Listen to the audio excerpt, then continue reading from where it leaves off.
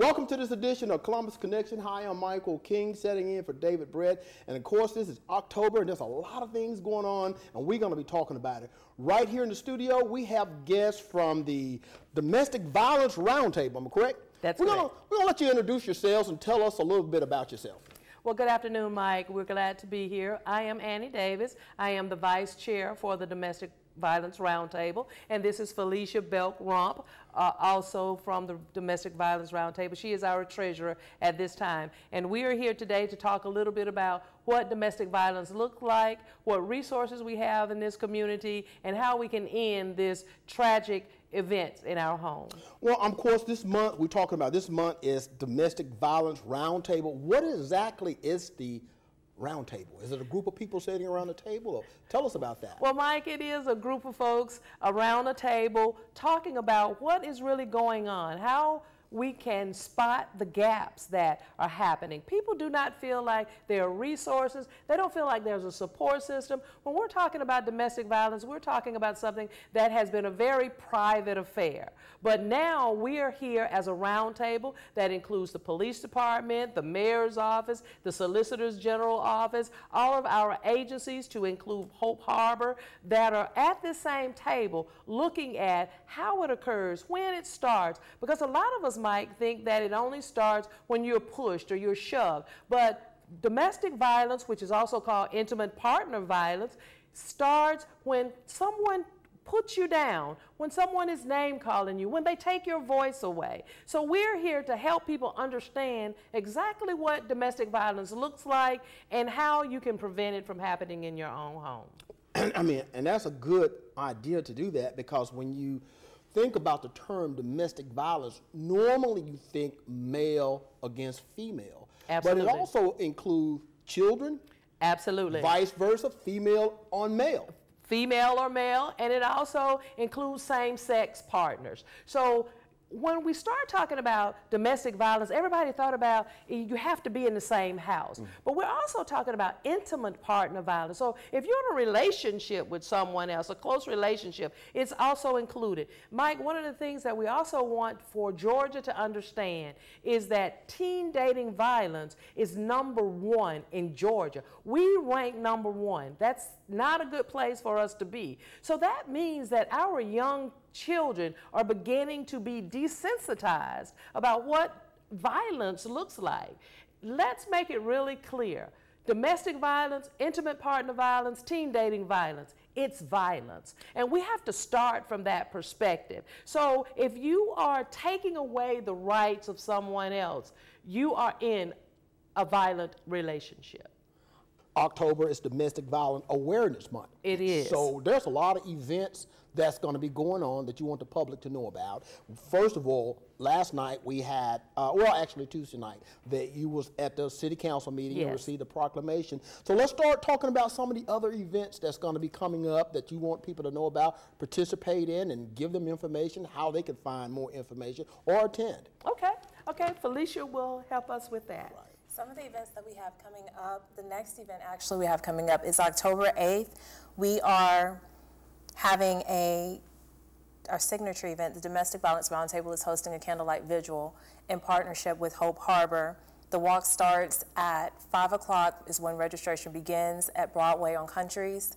I'm sorry, at Countries on Broadway. And the walk begins at 5:30. Participants will walk from Countries Barbecue to the courtyard at the Government Center. The vigil begins at 6 p.m.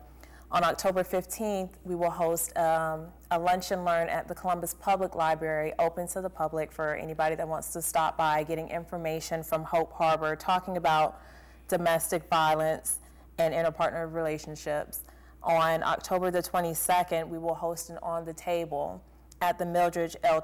Terry Public Library, open to the public to where you could just sit down and ask questions and get more information about domestic violence to better be able to assist somebody else that you may know that could be in a situation and is afraid to come forward to get the resources or referring agencies they need to go to. I mean, that's an excellent idea for someone to really indulge in all the things that's been taking place. You know, when we watch the news or read the paper and we see things that are happening one incident that sticks in my mind is I had a person that was an intern that used to work with me a few years ago, and of course she was killed by, actually the person, I don't know whether the court cases came up yet, it's coming up, but she was murdered, and her and her baby was both murdered and set on fire in their home.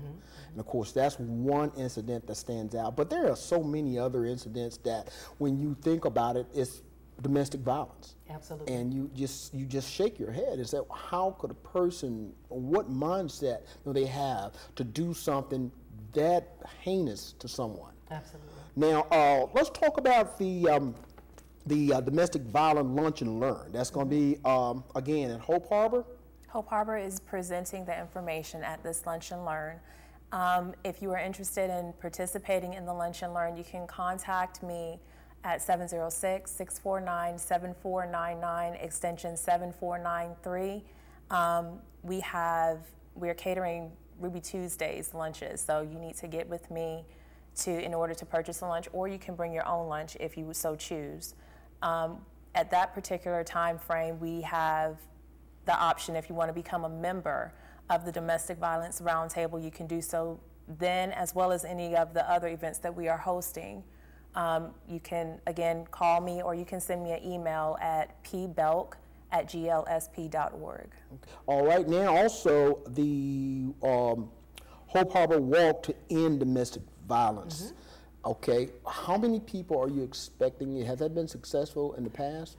Mike, it has been very successful. We have been able to enlist even Fort Benning to come over and to walk with people who have been affected or people who are advocates. So we usually have between 100 and 150 walkers, and they walk to the government plaza where we then hold the candlelight vigil. And this walk and vigil, it serves several purposes, one of which is to still keep a voice to those victims who are now voiceless, who can no longer speak for themselves.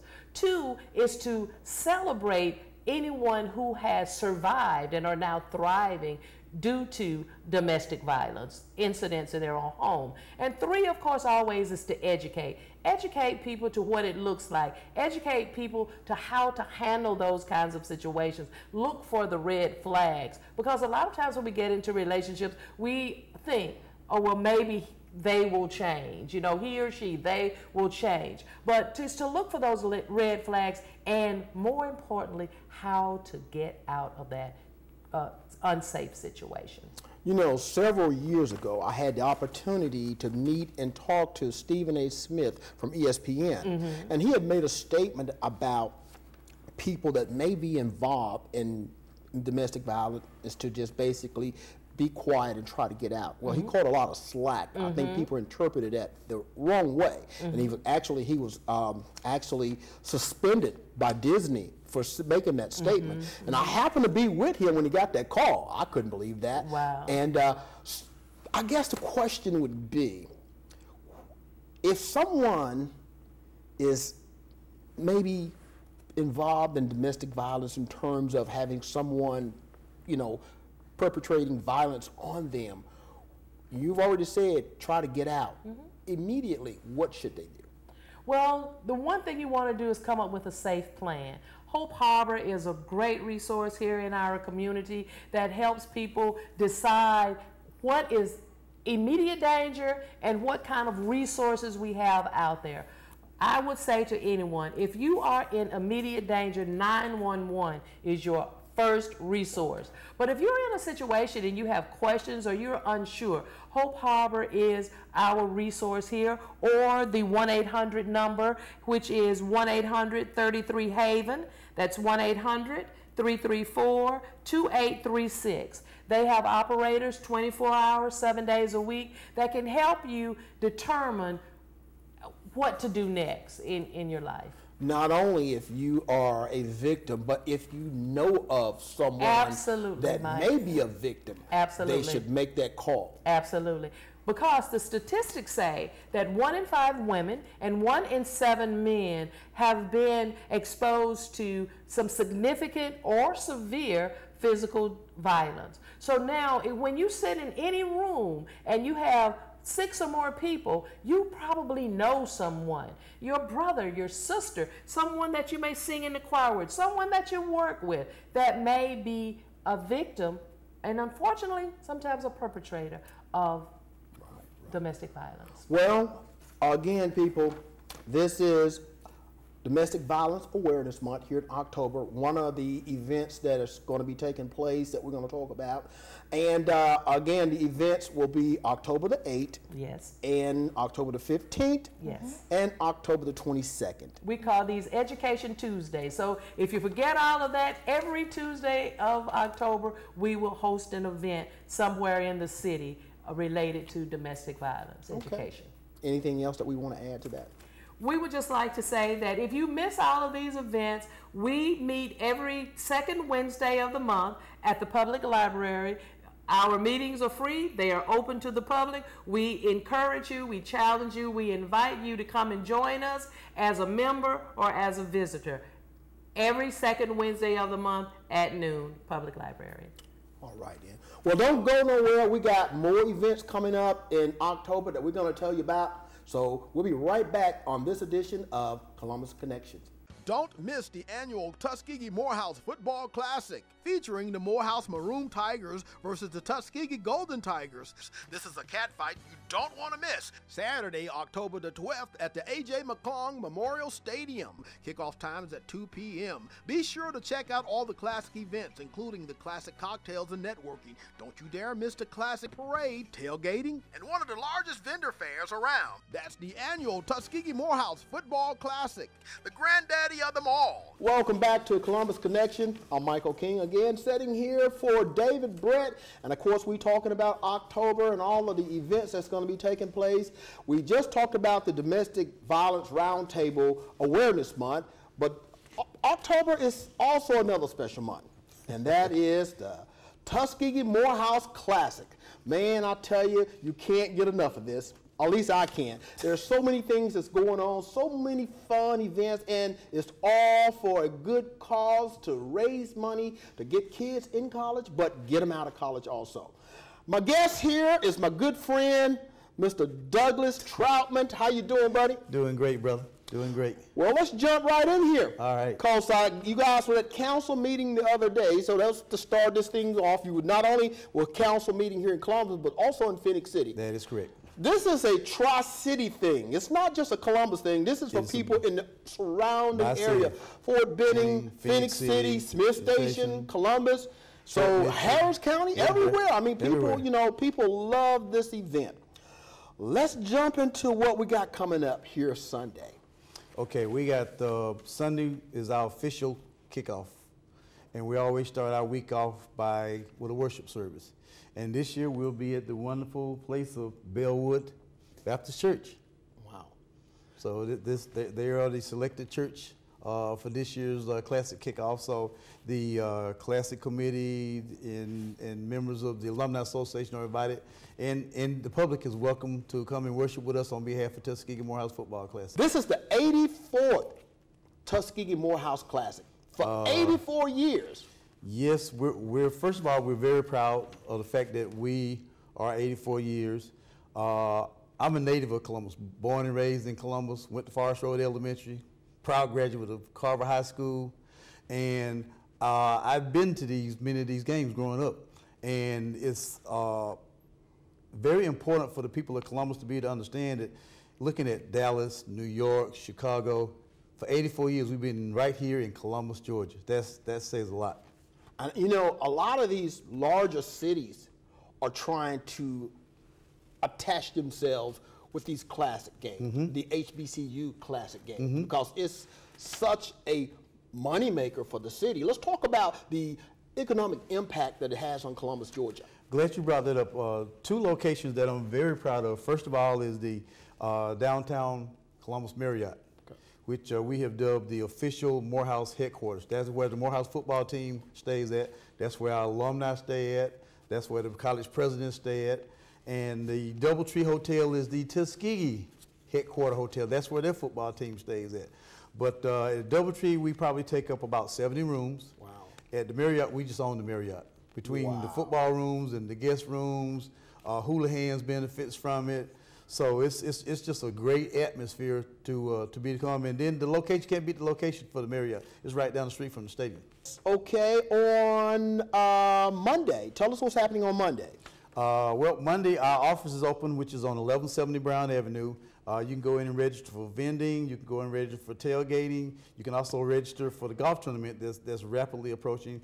That's going on right now. So Monday is kind of our administrative day. Okay.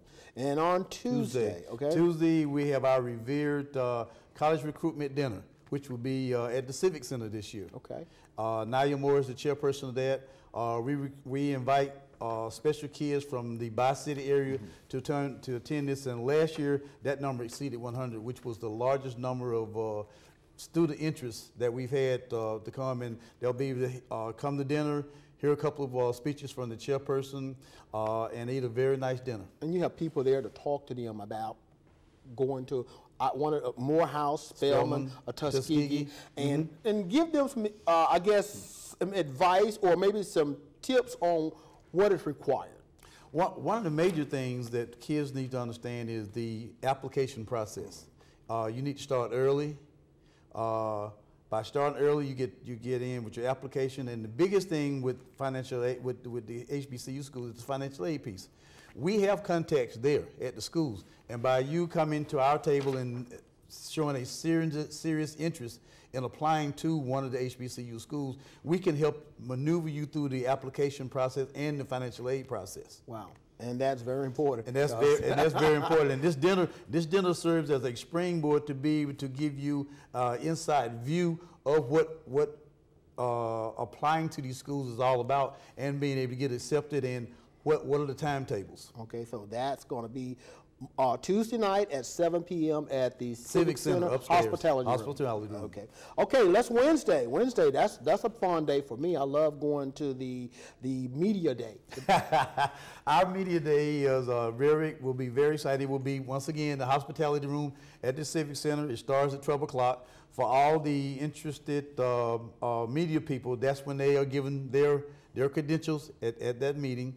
Both Coach Slater from Tuskegee, Coach Freeman from Morehouse will be there to explain the philosophy on where our season is going right now, be to answer any questions. And that's a good time if you are an aspiring kid, and we know how the NCAA rules are recruiting or whatever, but if you got a pressing question that you want to be to ask, now would be a time to do that. Also, that would be a good time for any prospective student athlete to be able to come up to introduce themselves to the coach, to kind of get a personal view of what it would be like to be able to come to Morehouse, come to Tuskegee, and participate in those programs. Okay, now this is by invitation only. Right. Okay, this is for the media. They need to. If you're in school, you need to talk to your counseling department to get an invitation to come. Because a lot of the football teams are invited here. So if you are a member of the team, possibly you could still talk to them, and they could allow you to come if you're interested in coming. And also, let's go back to, I did not ask this question as far as the recruitment fair. Okay. Anyone, a senior, junior, who gets to come to that? Basically, we're looking at juniors and seniors. Particularly, we're looking at seniors because I know at Morehouse, usually early acceptance letters usually go out in February. So we're in October right now. So that shows you the importance of going ahead and getting your information into the pipeline now, so that maybe in early February you get that nice letter that welcome to Morehouse College. Okay, is this an RSVP type situation? Yes, it is. Okay, so how would one get an invitation? They would need to contact their counselor, their junior or senior counselor, who would be in contact with Ms. Naya Moore in conjunction with being in attendance at that. What about churches or anything? Would churches be able to, if they know of someone that maybe should be there, could they call? Or you just want just counselors from school? We would prefer them to work through the counseling department at the school. So if you got a kid and you know that Tuskegee or Spelman or Morehouse would be very interested in you, contact that counselor, and they can make arrangements for that person to be there. Okay, mom, dad, just call the school. Call the guidance counselor. Tell them, my son is a senior or junior, and I want them to go or at least consider Tuskegee or Morehouse. Call them, get them on that list so they can receive their invitation, and all you would have to do is do an RSVP so we can get a good head count how many people are going to be there.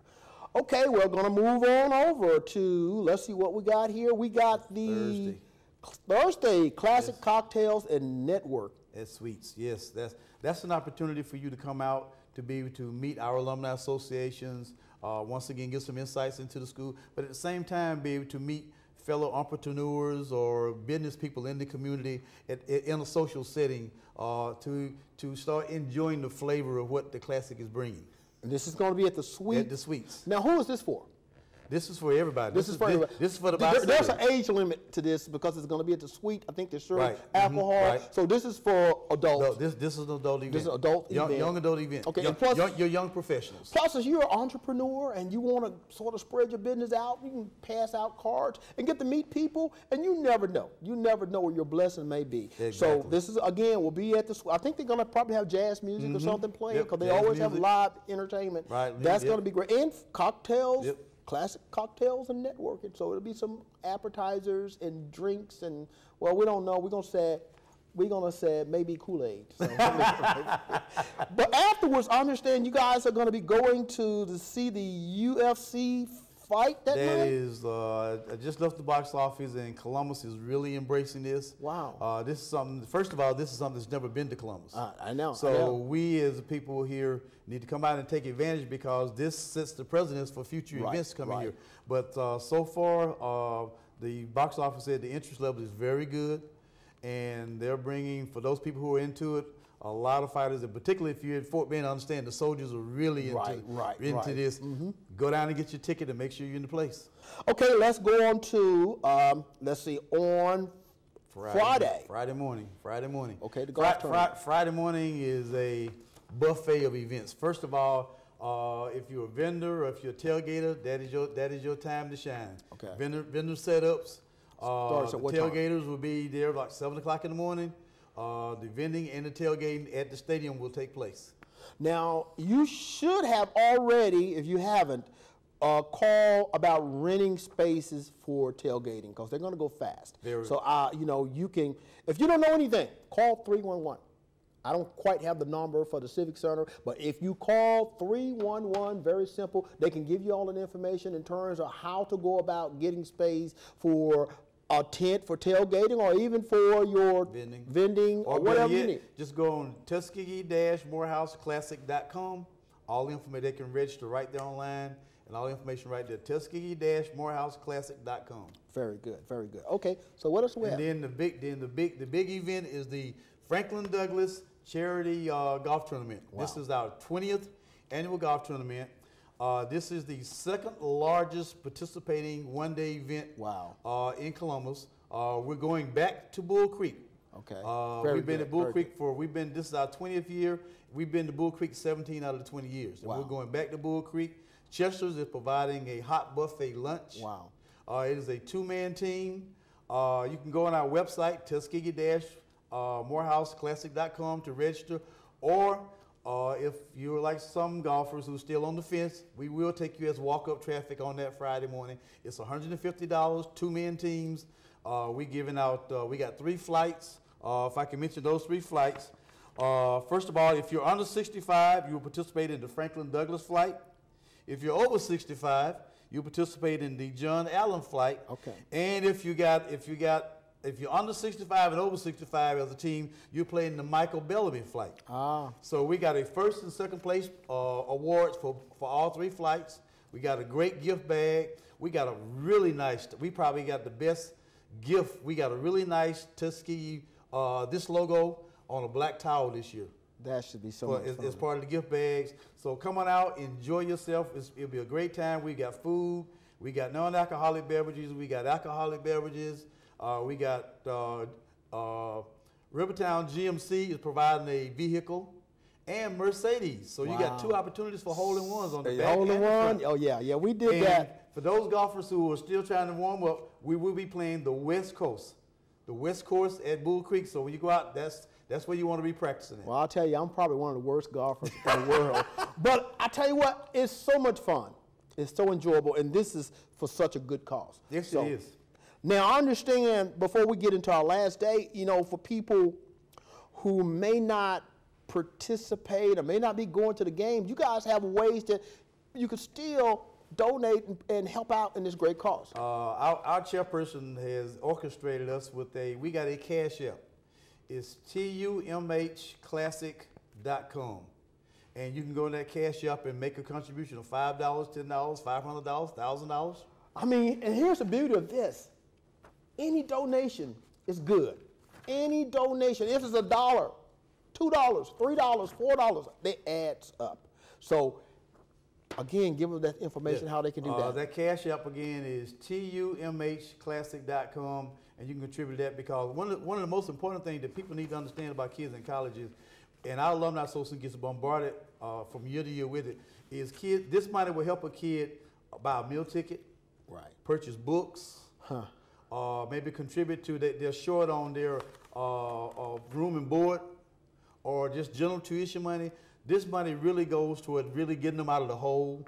And as we always say, this money helps the kid get in school, stay in school, and get out of school. So any amount, as you just said, is greatly appreciated. And for those people that want to stay in the tailgate and not come to the game, you still can say, hey, I made a contribution. Let's not forget Friday night. Friday night. Friday night is our chairman's crowning event. We have the chairman's sponsors reception, which will be at the Bridge. Okay. This year. In attendance will be the Vice President for Student Affairs for Morehouse College. Oh, wow. Tuskegee's president, and I would like to mention that her husband is a Morehouse alumnus. Okay. Will be there. All of the sponsors, all of the special invited people, all of the classic people will be there.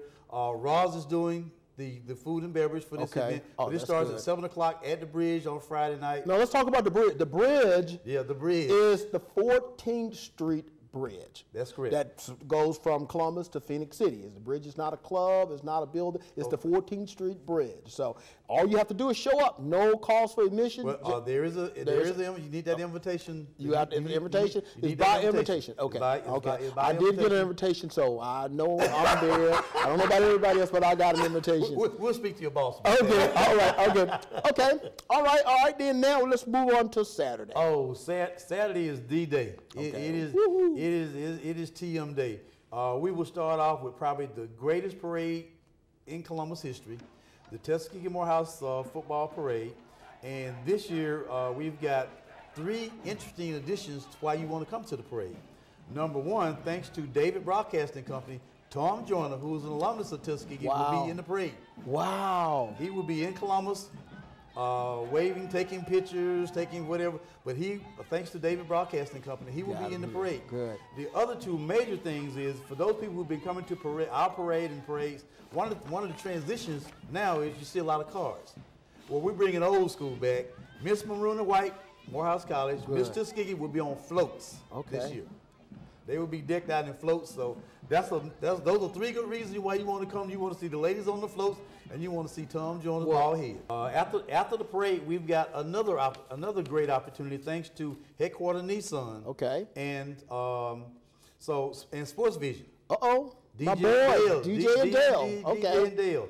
After the parade, Morehouse is the visiting team. Okay. So behind the visitors tent, we have a scholarship tent. Okay. It's $25 donation. All right. You get a wristband. We've got a hot buffet. We've got non-alcoholic and alcoholic beverage, and we got air conditioning. Wow. And another nice tribute is we have a television that will be televising the game. So you have big the game is on ESPN3 again this year. So you don't have to, if you're not there, you can sit there and just, in air conditioning. In the air conditioning and enjoy absorb all of the festivities that's going on and still be there. That's so great. And still be there. That is immediately after the parade. All the parade dignitaries will be transported to the scholarship tent. And the money, once again, the monies that we raise there will be going to the local area. The kids who are locally in school here, they get a step up on everybody else because we really wrap our arms around them because they are from the Bi-City area. We want to make sure that their experience at Spelman, Tuskegee, or Morehouse is gratifying, and that they got a true support base other than their parents supporting them here from the Columbus area. Okay, and at 2 o'clock. And at 2 o'clock, we've got the Tiger versus Tiger, and I will put out the fact that on last year, with 3 overtimes, Morehouse College Maroon Tigers was victorious. So all the Tuskegee people can just suck it up and just enjoy that defeat. But I had a conversation with my coach this morning, and he has already laid the gauntlet down that he will take care of that other Tiger when he gets to town. But this is a highly competitive game. It is a very, we've been very blessed with the fact that the attitudes that the players present on the field is very positive. Okay, well, again, October is going to be a very busy month. We talked about the Domestic Violence Roundtable Awareness Month. And of course, it's Tuskegee Morehouse. That's a biggie. But we have other events such as the Breast Cancer Awareness Month. Paint the Town Pink is going on in October. And also Alzheimer Awareness Month. So there's so many things, so many causes that you could help out with. Just pick one and just be there. Again, we hope that you've gotten information that you can actually use from this program. And we look forward to seeing you again on the next edition of Columbus Connection.